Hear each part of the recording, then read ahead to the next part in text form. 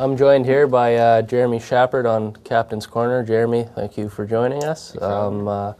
Unfortunately for you, it's been a tough start to the season with your shoulder injury and everything. Do you want to explain, everything that's happened with your shoulder and the surgery and the rehab? How's it going?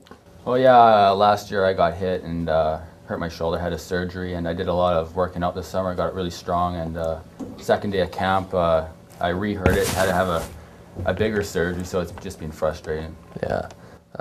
What are some of the things like with rehab and staying in shape? What do you do? I know there's lots of stuff, little exercises you can do. What do you keep your how do you keep your cardio levels up to where they need to be? Well, the first thing is you have to get the range of motion back in the shoulder, and then from there I've just been doing lots of stairs and riding the bike, that sort of stuff. All right, when can all those eager Jeremy Schappert fans expect to see you back in the lineup? Probably about Christmas time. All right. Have you found it frustrating? I know it's, as a player, when you're sitting out, it's much harder to watch when things aren't going too well and your team's losing, but we've been relatively successful this year. We've only had a few losses here and there. Has that made it a lot easier to watch the games from the stands? Well, it's never easy watching the games from the stands, but like when your team's doing really good, it's a lot easier that way. Especially with like you coming back and adding some new players like Riku and Jimmy O'Brien. It's been a lot easier.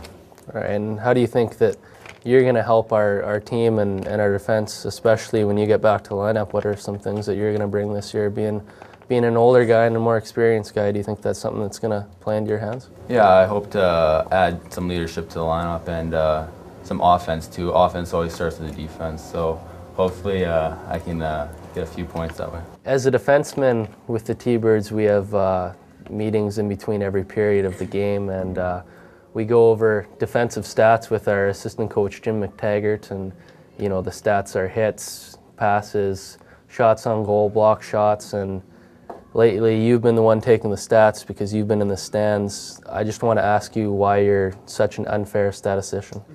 Well, watching the defensemen, they don't really throw hits.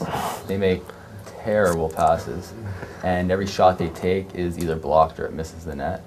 It's not easy having to tell them what their stats are, but it's part of my job. Okay, because I think it's a little unfair, and you just try to make yourself look better and put everyone down at the same time.